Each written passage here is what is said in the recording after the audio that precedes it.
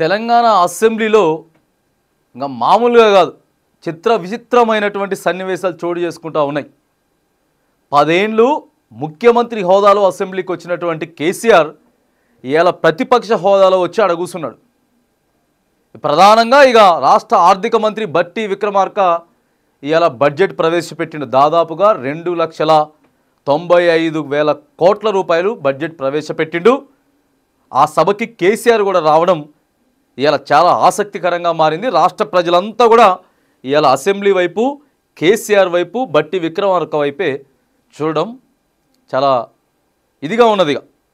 మంచి సన్నివేశం జరిగిందని కూడా చెప్పుకోవచ్చు. రాష్ట్ర రాజకీయాలు ప్లస్ బడ్జెట్కి కూడా సంబంధించిన విషయం కాబట్టి మరి ఇక కేసీఆర్ మాట్లాడుతూ ఉన్నాడు.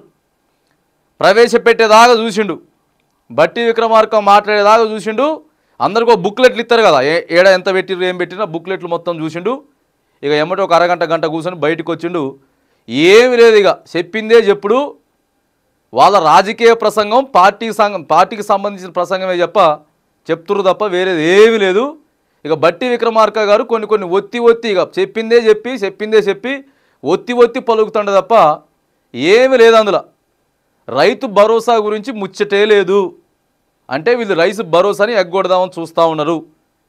ఎక్కడ కూడా ఒక కొత్త పథకం లేదు, ఒక కొత్త రూపకల్పన లేదు, కొత్త ఆలోచన లేదని తీవ్ర స్థాయిలో మండిపడతా ఉన్నాడు.